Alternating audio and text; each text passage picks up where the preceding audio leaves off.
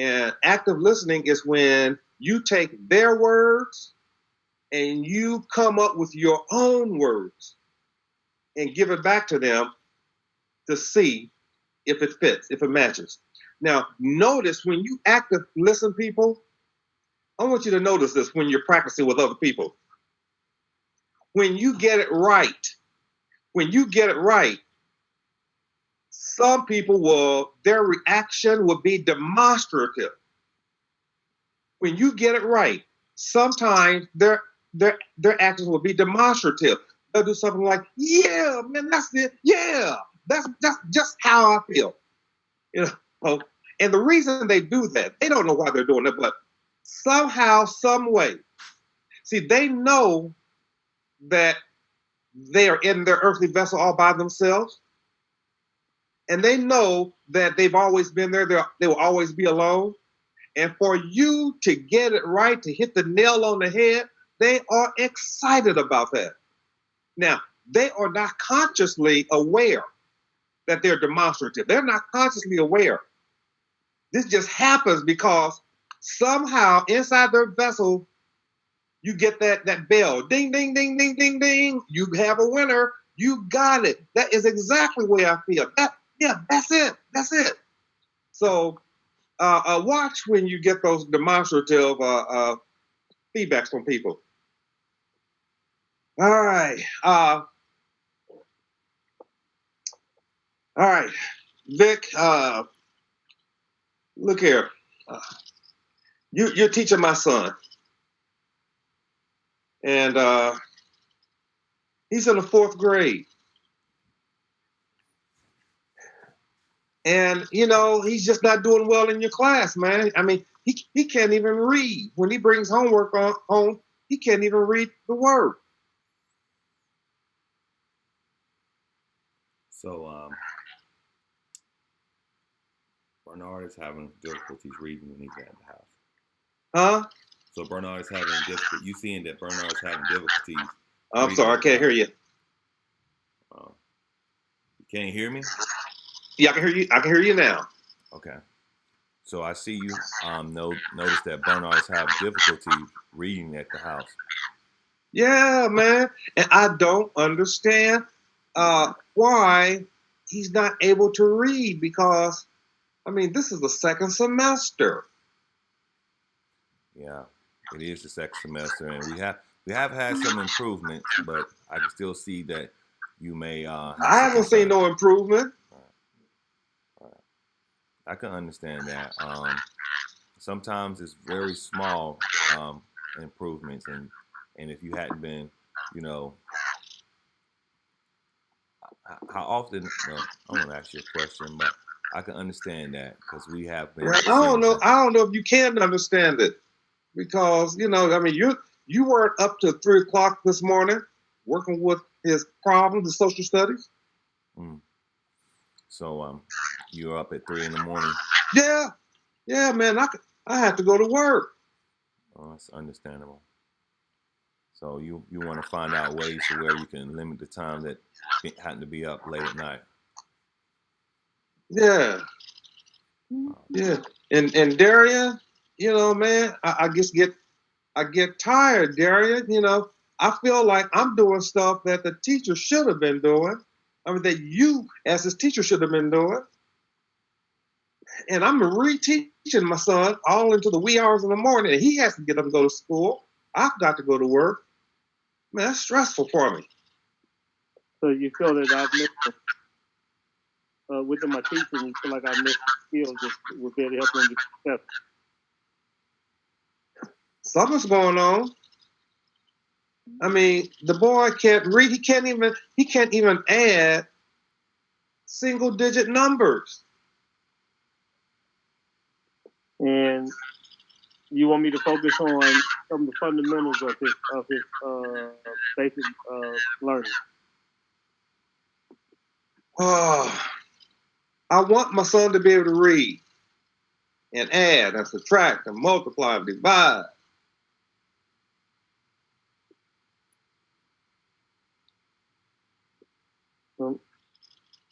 It's very simple that he can't do those things. Yeah, man. Yeah. He's in the 4th grade. Yeah, that's stressful. And I know you feel that because he is in the 4th grade, he feels that he should have either gotten before he got here or something I should have focused on to get him up the par. Yeah. Oh well, true. He should have gotten it before now, but he's in your classroom now. And something would you like me to work with him on? Try to get him up to these basics. Duh. And Mo, look, man, look, I come to the meetings, I come to PTA meetings, I come to back to school night. I'm very active. I mean, you know my face. Everybody knows me. It's not that I'm a parent that's not concerned. I am invested in my child's education, and he's in the 4th grade, 2nd semester, and can't add 9 plus 7. All right. I hear you. I don't know if you do. You know, I mean, shoot, man. Last night I was up to 3 a.m. Me too. I know how you feel. Oh, this. And D, you know, I don't want to be up at 3 o'clock in the morning. I can understand. I'm sure there's something we can resolve, or there's something we can figure out. Well, let's figure it out. Well, and I don't want this to be something that we have to figure out. I want you to do it, man. You're the teacher. Well, I can hear that it's something that you want me to figure out, and you want me to strategize on how we can make things better. Yeah. I think that Fix it. I understand that. Well, I'm sure that there could be possibilities. You know, 2 heads is better than one. Maybe we can collaborate together and find an alternative. I might be trying to. You know, Vic, I might be willing to try an alternative, but, you know, I'm going to just lay it out. Vic, I just think you're a lousy teacher, man. So you feel like I failed your son and put him in this situation? You didn't put him in a situation, but you sure the heck was not getting him out of it. So you feel like that I should be able to, you know, do something to help him out. And yeah. Right. Yeah. That's what you're being paid for. Right. Yeah. So I know that it may be a big obstacle as you see and feel about Bernard's reading and math. What if we collaborate that I send you something home that's basic and you can work with him on that? Would that be something that you'd be interested in? Well, I mean, maybe eventually, but right now I'm upset because this is the 2nd semester and now you're talking about collaboration and he's going to be, man, I just don't know what to do. So you feel like there's no alternatives at this point? Well, I just said that, man. There must be something that can be done. I was just saying. I mean, sure, yeah, there's something that can be done, but what? You know, this boy. I mean, he's you know, he missed the boat. You know, he was going from school to school in his 1st and 2nd year of school, and then I finally got him in the 3rd grade, and he was way behind, and that teacher was the pits. And so now he got him in the 4th grade, and I'm thinking now he has another teacher that's a dud. Right. So, from your experience, you just basically just got your son maybe a year ago, and you've noticed that there's no progression, to the point where you feel like even the teachers are probably the reason why he can't read or do math. Yeah, I think teachers should be able to figure this out, Darian. The teachers, I mean, you're supposed to get the kid and from where they are when they come to their classroom and move them forward from there. and this is the second semester, and I am frustrated. It's like I want to give up. I just don't know what else to do. I can't homeschool them. I can't afford private school. I've got to stay with public school. I don't know. Maybe I should put him in another teacher classroom because Darian, I just don't think that you're good for him. Well, when you attack me like this, and I know that you're frustrated. You know, well, I still attack you to speak to me this way. Hey, well, I'm sorry. My bad. Now, back to this. Something's going on because you're not teaching my kid. I have 30 kids. So what? I could care less. The kids that you have, you should be able to teach. They're in your room. I don't care about 30 kids. I'm just worried about mine. I make it possible to have the lessons available for him to learn, and I make it available for all the other students to learn. I'm not interested in other kids. I'm only interested in mine. I'm available for your child just as I'm available for everyone. I'm not interested in everyone. I'm interested in my child. And he's not. I expect my child to get it while he's in your room. I shouldn't have to worry about coming after school or coming on your lunch break or staying there for recess or coming before school. Why can't you teach? You got 45 minutes for math. Why can't you in that 45 minutes teach my child how to add 9 plus 7? Why can't you do that, Mose? 9 plus 7. How hard is that? In 45 minutes, why can't you do that, man?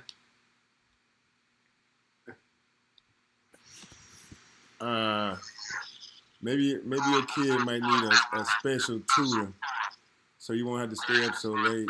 And I hear what you're saying, and maybe we can talk to the administrator and try to get him in a special class. That maybe other people can help him out too.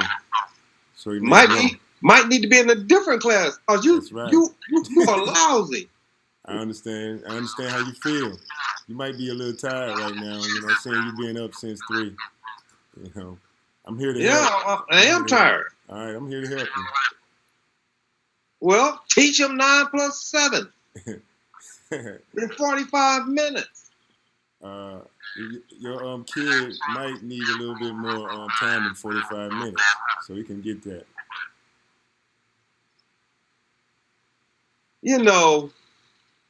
D, I can teach my dog 9 plus 7 in 45 minutes.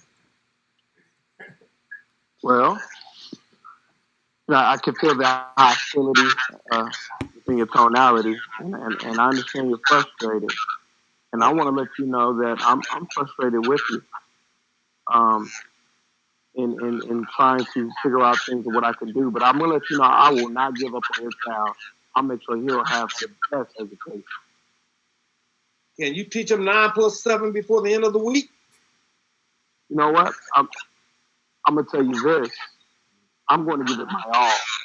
I'm going to dedicate myself to making sure that your child would be a excelled student and also an excelled citizen within society. So I would do my best. All right. Cool. All right. Guys, look here.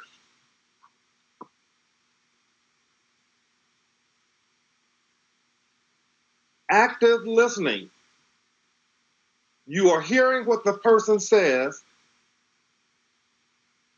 and you are repeating it back to them using your own words. Sometimes it's okay to give them the same words back, like parroting, but you don't want to do that a lot.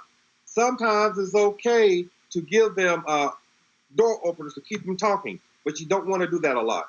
The main thing you want to do is active listen, and the best thing to do is to take their words and give it right back to them using your own words, and getting them to confirm.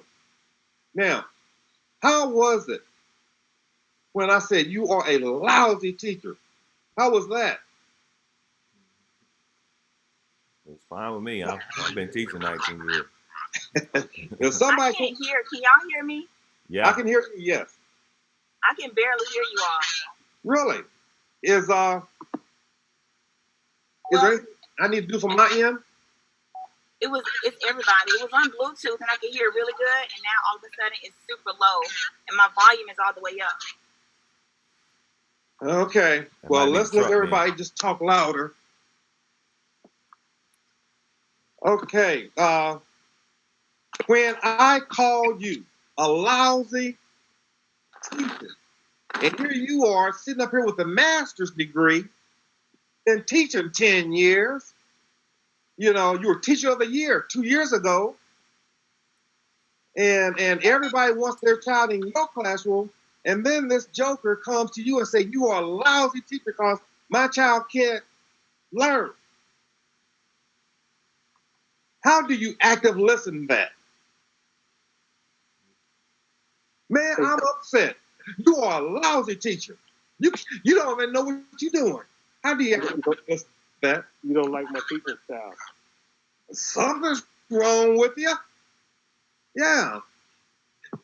When you actively listen, it's very important to make sure that the person feels understood. You've got to make sure that the person feels that you understood him. Now, keep in mind, it's very important that you remember this. I'm going to say something that's very deep, so I'm going to make sure I have your attention. Okay, here it goes. Understanding does not mean agreement. Understanding does not mean agreement. And so when the guy calls you a lousy teacher, some people are afraid to say, so you really don't have confidence that I can instruct your child, do you? You really don't. You don't have faith that I can do this, or you really don't feel that I have the background to help your child, or you don't feel that I have the skills needed to help your child, or you don't feel like that I've been very effective with your child. See, all of those are different ways to actively listen, none of which I agree with. See, when you actively listen, all you want to do is make sure that the person feels that you understood him. That's all. Make sure that he feels that you understood. But I want you to keep in mind that understanding does not mean agreement. When you say, well, you feel like I'm an ineffective teacher, you know you're not an ineffective teacher. You're teacher of the year 2 years ago. You know you're not ineffective. But what the parent thinks you are, and if the parent thinks you're ineffective, you've got to hear that. You've got to listen to that. If you want to build this relationship. So you say to the parent, so I haven't been able to assist your child, and you just feel that my teaching has been ineffective. Whatever it is, you've got to be brave enough to say it. You know, don't try to skirt around it. Don't say, well, if you're going to talk to me like that, we need to go to the principal's office.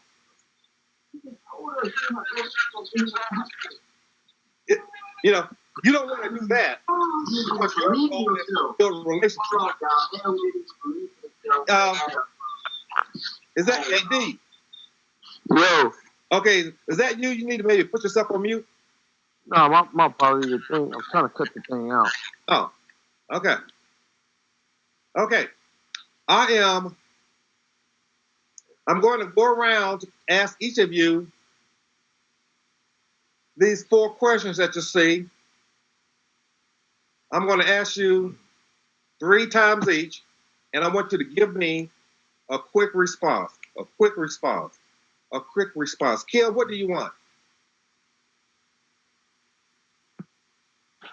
What do you want, Kim? Vic, what do you want? Everyone to have stability. Okay. What do you want, Vic? I want everyone to have stability in my. Okay, give me something else. What do you want, Vic?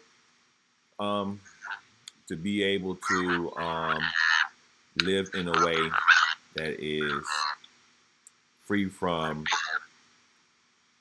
economic lack of economic resources. Okay, good. What do you want, Vic? The ability to focus on the things that I feel that is very important to how I live without having restraints of some form of money. Okay, what do you want, Darian? To be heard and understood. Okay, what do you want, Darian? For you to have me the first time. Okay, what do you want, Darian? For people to understand. Okay. What do you want, Mose? He said peace. Okay, what do you want, Mose? Shalom. Okay, what do you want, Mose?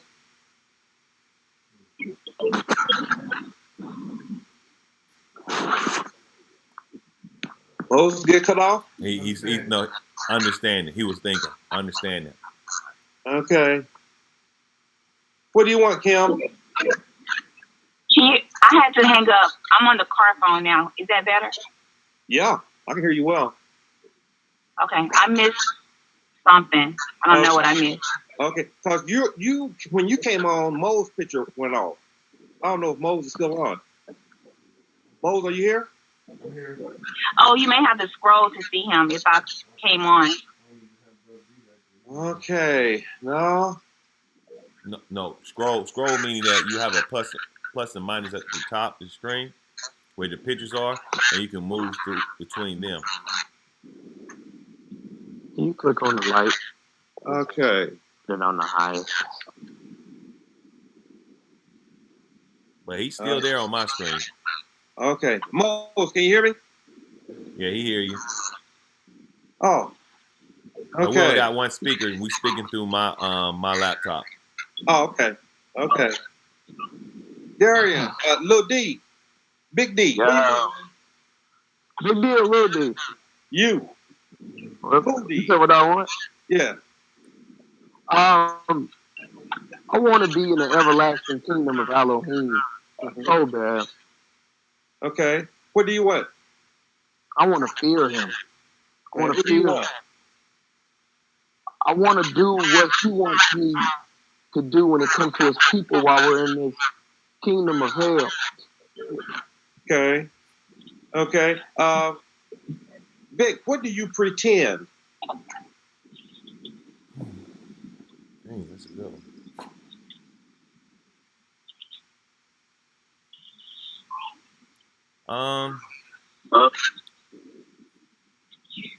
I guess I pretend that I have little fear, Okay. What do you pretend, Vic? that I'm not affected by some form of fear. Okay. What do you pretend, Darian? Clarity. Okay. What do you pretend? Justice. Okay. Look at my beautiful granddaughter.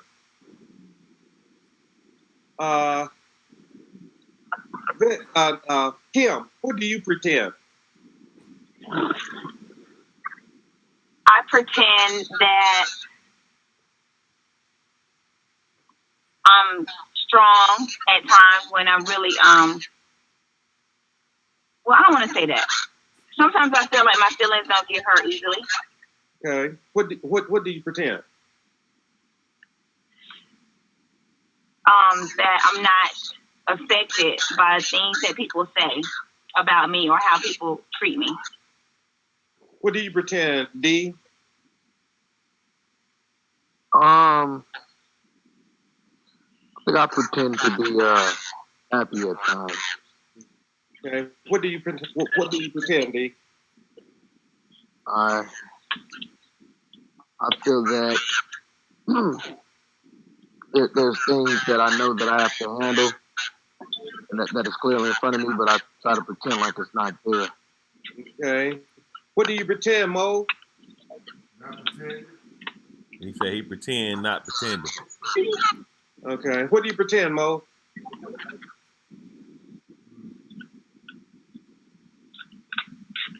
I have to go with that fear every now and then. I have no fear. He said that he has no fear. Okay. D, when are you afraid? Is this me? D, yes. Me? Yes. Huh? Yes. When are you afraid? Can you all hear me? I can hear you well. When am I afraid? Yes. When are you afraid? Say it again. When are you afraid? I'm afraid when I'm reading the Bible and I see how narrow the path is, and how majority of people are not going to be making it to the kingdom. I think that puts me in fear because I don't know. I've never really been a Christian or I've never been a Bible believer, so that puts me in fear if I'm all the way there and if I'll be prepped when the time comes. Okay. When are you afraid? I'm afraid when I'm talking about the Bible. I'm not, because I haven't even completed it. I don't want to gear nobody towards the wrong direction. So I know I could say things. I don't want to just lead nobody astray. That's something I'm afraid of. Right. Vic, when are you afraid?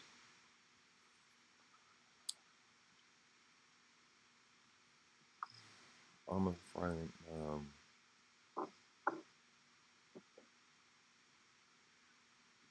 When are you afraid, Vic? I'm listening. I'm actually pondering Okay. because I really want to answer this right. I think I'm afraid when I don't have an answer for something. Okay. Someone asks me something and I have to say I don't know. Yeah. When are you afraid, Vic? When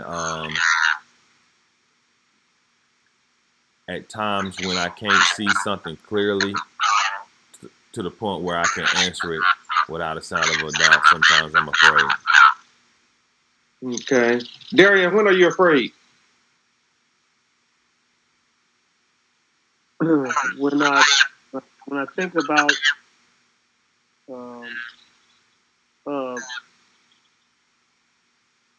my kids' circumstances.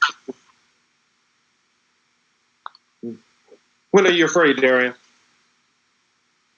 When my body is not operating properly the way I thought, or the way I think I see other people's bodies, the way it should be, and when I think of the times I have.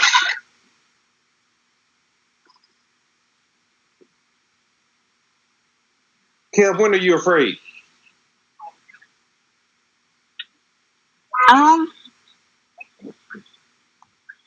See, I think that's kind of a tough question, but sometimes I find myself being fearful when I think about death. Okay. When are you afraid, Kim?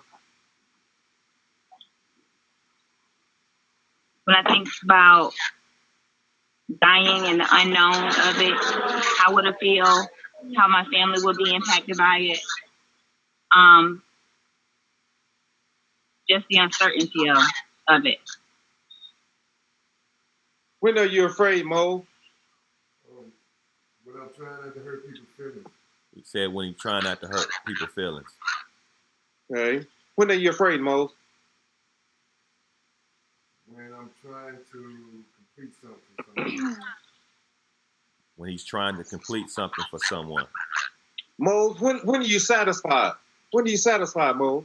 When I complete something for someone and I finish what I started. When he completes something for someone and he finished what he started. When are you satisfied, Mose?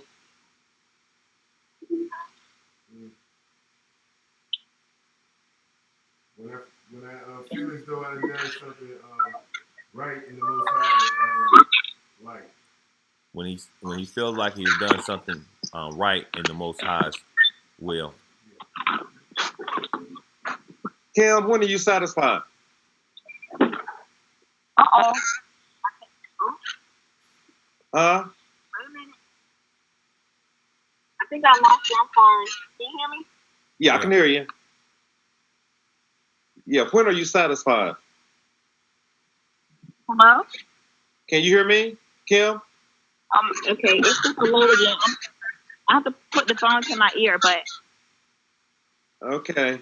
and when am I satisfied? Yes. I'm satisfied whenever I spend time with Vic. Okay. When are you satisfied, Kim? When I have those one-on-one moments and intimate moments and fun moments that we share together. When are you satisfied, Darian? When I'm asleep. When are you satisfied, Darian? When I'm very rested. D, when are you satisfied? I'm satisfied when I finish a book in the Bible. When are you satisfied, D? I'm satisfied when I'm tempted to do the things I've been doing in Babylon. And when I turn away from my temptations and I follow what the word says, I feel really good, really satisfied. Okay. When are you satisfied, Vic? When I actually plan something that lines up with the Most High and truly it comes to pass. That's when I'm satisfied. When are you satisfied, Vic? I'm satisfied when my efforts come together and I realize that it was in the Most High's Can plan. I get that? Okay. Let's go through and process this last activity. What was this last activity of self-disclosing? What was that like for you? How was it for you?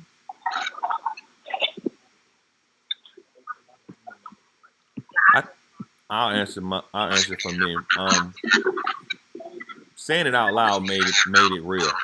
Made you reflect on what it is that I was actually going through. Sweetheart, you need to mute your phone. So it allowed me to really hear myself in the reflection. No different than if I was listening to someone and they was telling me something and it was repeated, they would say, yeah, that is it. So it was a form of awakening. Yeah. Anyone else? What was this process like for you?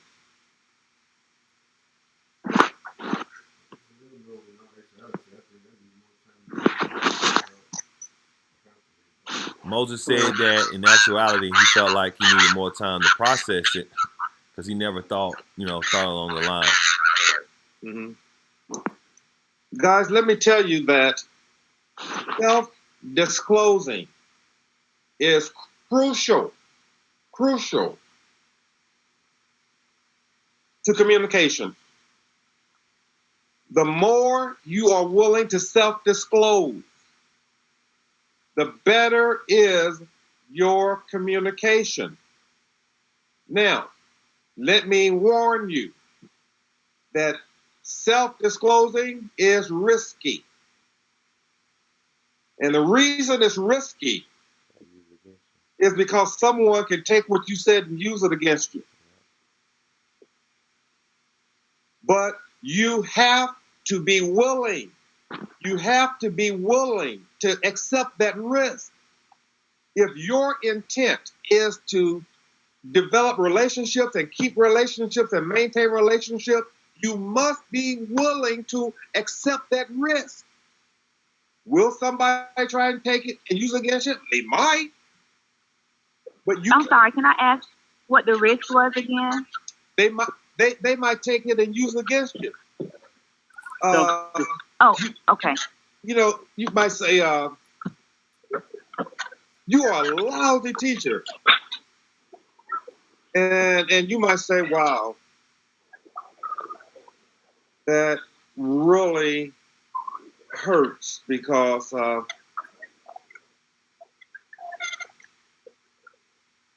know, this is my first year teaching, and you know, maybe I wasn't that good, you know.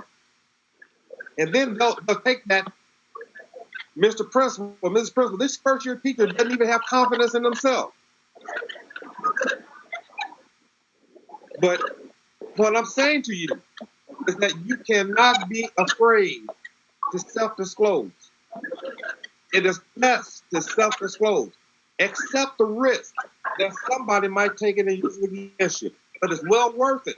It's worth it because of all of the relationships that you are going to be able to develop and maintain.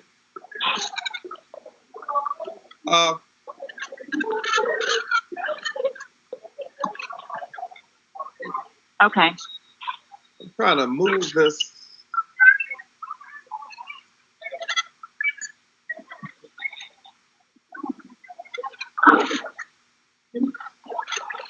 Okay. I am very, very impressed with your response. Very impressed. Because many of you self-disclose personal things. And you were not afraid to do that. Mm-hmm. See, these fears never totally disappear. The key is to have the courage to be willing to be afraid and then move beyond it. One of the most appropriate message one can send is this: I'm afraid. And then go on from there.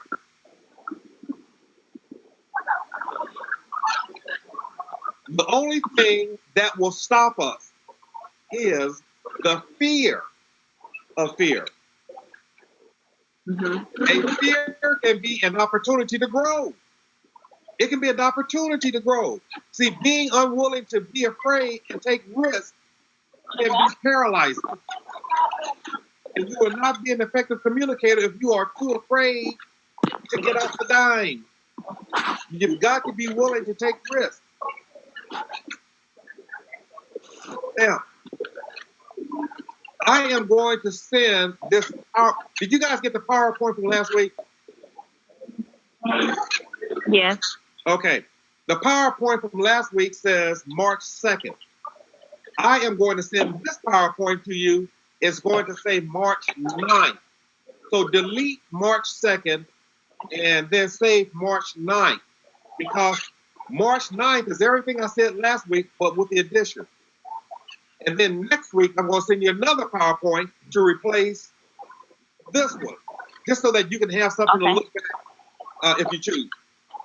Now, you have to know, see, you go deep down inside your earthly vessel, and you've got to understand yourself. And one of the hardest things for people is to understand themselves. You think that people will understand themselves, but they don't. You have to do a lot of alone time, sitting and thinking and feeling. How do I really feel? One time I was at one of my first administrative positions, and I was at a school. The bell was about to ring, and you know, the teachers were on hall duty. And they could see me watching them on hall duty. And then the bell rang. This little girl ran right past me and ran into her classroom. And the teacher was looking at me like, what you gonna do about that? I mean, at least that's what I thought they was thinking. I didn't know what they was thinking. Yeah. But then, and I got the little girl, and I said, look, when you run down the hall, you can fall down and bust your head, and then we have to take you to the hospital and get stitches. Man, that girl knew somehow, some way, inside her earthly vessel, she knew I wasn't concerned about her busting her head. Although it could have happened, but somehow, some way, in her earthly vessel, she knew that wasn't the reason. But when I told the girl, I said, when you ran past me, the bell rang, I'm going to tell you, I was embarrassed. I was embarrassed, because all the teachers looking at me like, what are you going to do? Like, I really felt like I really felt disrespected, because, you saw me there and you ran right past me, and I felt disrespected. I was embarrassed. I don't know what the teachers were thinking, that girl was able to accept that. That rang true to her. But me telling her I was worried about her busting her head, that didn't ring true to her. One time, I was at, we had a multi-purpose room, and the multi-purpose room served as the gym and the cafeteria. Also served as, when we have our programs and stuff. But this was during lunchtime. And I was in, my supervisor came to visit. And we walked into the multi-purpose room. And everybody was talking. It was kind of rowdy. I could have said, hey, or get my whistle, or shut up, be quiet. I could have done that. It might have gotten some response, but keep in mind, this is 300 kids versus one of me. I'm outnumbered 300 to 1. So what I said to them, I said, guys, listen, when I try to get your attention and it takes 10, 15 seconds before you can calm down, that frustrates me. And especially today, because see, this guy right here, that's my supervisor. And I'm worried, I'm concerned about what he's thinking. It's embarrassing for me to try to get you calm down. It takes 15 seconds. And my supervisor's watching. You could have heard a pin drop. The kids, they bought that story. And it was true. Now, one way they could misuse it is when my supervisor comes back again, they really act up. They could. But if you are developing relationships,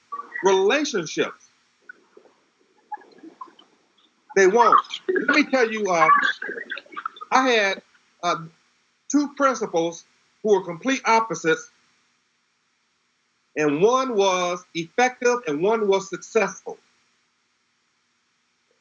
The first principal, Mr. Giles, he was, man, that guy was something else. You better be out there on hall duty when he comes around. You better, because that man didn't play. You walk down the halls, never smiled, but man, I never wanted to be caught not on hall duty when he came around.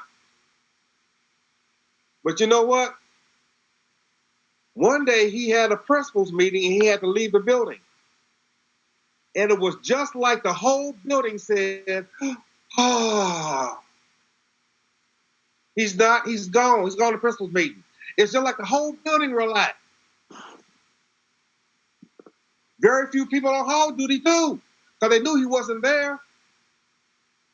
But when he came back, I mean, we were just like soldiers out there. Now, he was successful. He got things done. He was successful. Now, Mr. Polk was an effective principal. He wanted everyone on hall duty also.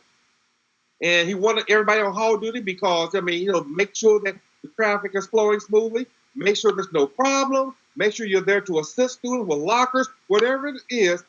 You want teachers to be available on hall duty.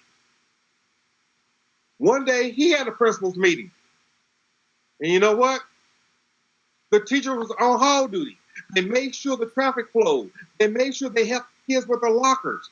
We loved that man. We didn't want him to look bad. We would do anything for him. We did not want to make that man look bad. Now, one was successful. Mr. Giles was successful, but Mr. Polk was effective. And Mr. Polk was effective because he was able to communicate with us. And that communication built that relationship. Now, what you're seeing now on the screen is a partial list of feelings. A partial list of feelings. Now you have acceptance, adventurous, afraid, aggravated, etc., etc. I want you to learn this list. Learn it. And when you are trying to come up with your own feelings, you can refer to this list to see if any of them match. Now, I want to look and see if I have this one other.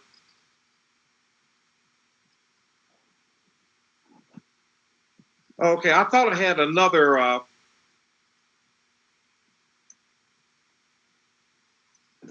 Okay, I did not add it.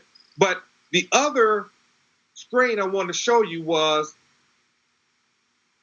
there's a screen showing an iceberg. You know what an iceberg is?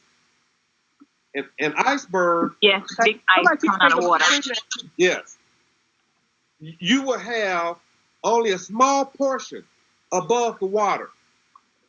But the bulk of the iceberg is below the water. You can't see it. It's below the water. Sometimes when we try to express how we feel, we only get to the iceberg, the tip of it. We don't get to the base.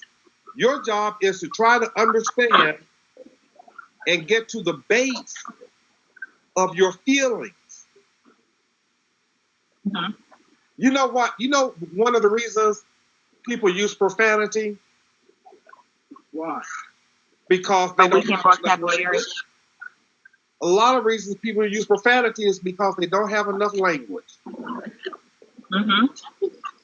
You know, there is a guy, oh man, I can't think of his name, doggone it. Michael something. Michael, oh man.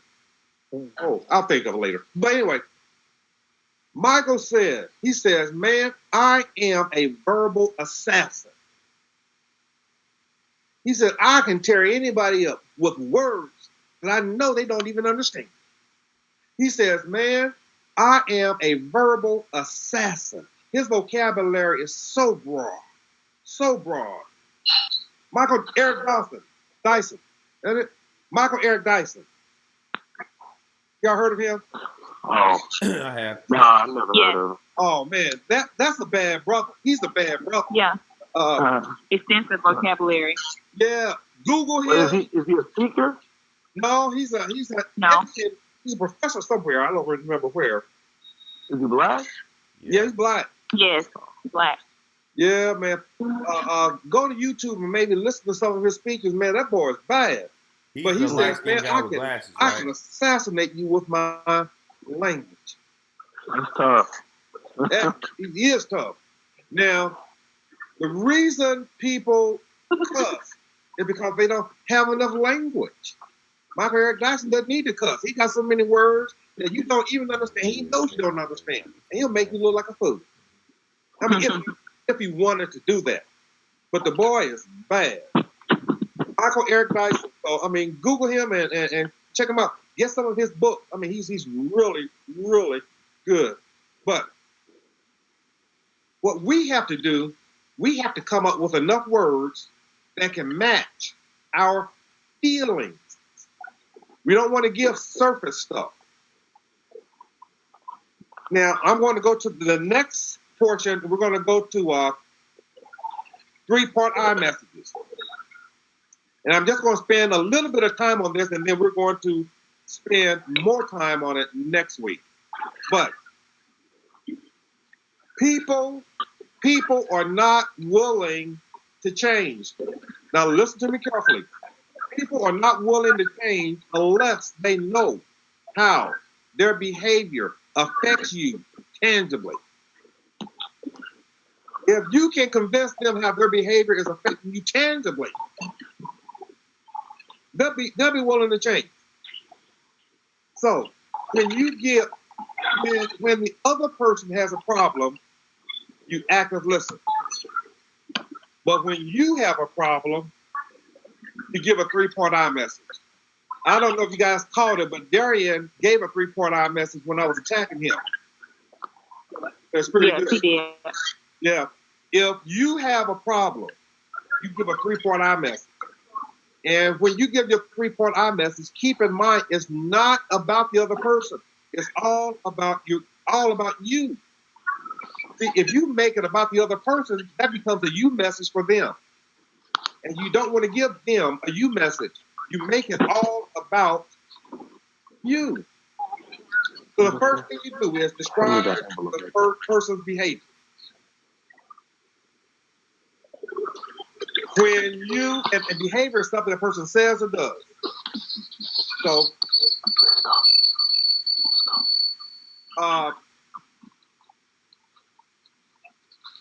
Mr. Jones, when you yell at me and you said, I can't teach a child how to add, and it was a loud tone, I felt intimidated because I didn't know what else he was going to do. You know, I felt very unsafe. Now, do you see how by saying I felt intimidated or I felt unsafe, you see how that is self-disclosing? He might say, well, look, I got this little, you know, oh, so I'm scaring you, huh? He might try to use that. But that's not the issue. You guys see R. Kelly with Gayle King? I don't know if you guys saw that on TV. They But did. I did. Gayle was as cool as could be. Now She was cool as a cat. hey, she's a bad woman, boy. I know. She could have said, R. Kelly, Robert, when you stand over me and flail your arms like that, I mean, that's scary to me. I don't know if you're going to hit me. I don't think you're going to hit me on purpose, but you might accidentally hit me. And you're a big guy. If you accidentally hit me, that could do some damage to me. And it makes me uncomfortable, R. Kelly, with you this close to me. You know, Yeah. that probably would have made him sit down. What she did was great. But if she wanted to give an iMessage, she could do that. What did she do? And she said, R. Kelly, you're acting a fool. When you say acting a fool is a deniable descriptor. My phone muted. Right. Acting a fool is a Hold on. deniable descriptor because you don't. I mean, if you say you're acting a fool, every time the person's gonna say, "No, I wasn't." It is deniable. But when you stand over me, flailing your arms, that he can't deny. So you don't want to give deniable descriptors. You want to give a behavior. Robert, when you stand over me, flailing your arms, I feel threatened or I feel unsafe. And then a tangible effect, because you could accidentally hit me and do some damage. You might knock my glasses off. They cost $300. Might break them or whatever. You have to get used to describing when somebody's behavior is affecting you. Use the 3-part I message. You describe the behavior by when you, describe the feeling, I feel, describe a tangible effect, because. Now, every time you try to give a 3-part I message, expect the other person to stop you right in the middle of it. And the reason they're going to stop you right in the middle of it is because they're not used to having people talk to them this way. They don't know how to handle it, and they don't have the skills. So when they stop you, you stop giving your I message. Stop right in the middle of your I message and active listen. When that person feels that you heard them, then give your 3-part I message again. Now watch this. You have A, B, C. So you do A, B, and they stop you right in the middle of B. And then you active listen. And then you give them I message again. But instead of starting at A, you're going to start at B. You're going to say, Robert, I feel uncomfortable. I feel threatened. C, because you might accidentally hit me. A, when your arm is going everywhere, man. He might stop you before you can finish. And if they stop you, you stop and active listen. When they feel listened to, give your I message again. But this time, you're going to start with C. And you may say, my glasses cost $300. And I'm afraid they're going to get knocked off my head when you're flailing your arms around. And man, that's scary to me. I feel unsafe. You're going to give the same message, but you're going to mix it up. And the reason you mix it up, because if you say the same thing over and over again, A, B, C, it's going to sound robotic. But down here, you're doing the ABC, but you're mixing it up. Now, don't worry about comprehending all of this today. I just wanted to introduce it to you, and then we're going to spend time on it next week. You have any questions before we go? So it was an excellent session, Grandpa. If you have any questions during the week, call me, text me, whatever. Father God, thank you for this opportunity to be able to share with a family, Lord, that this message they will be able to use to build relationships. And we want to thank all that you've done for them and all that you're willing to do with them, Lord. And when it's all said and done, we'll be able to give praise and come to you now in spirit. In the Master's name of Jesus Christ, we pray. Amen. Amen. All right, guys. Put this to you, this Unless we're going to the tavern. And we'll talk We don't have no next week. Oh, my apologies, y'all. Here's Malala for me. You know it.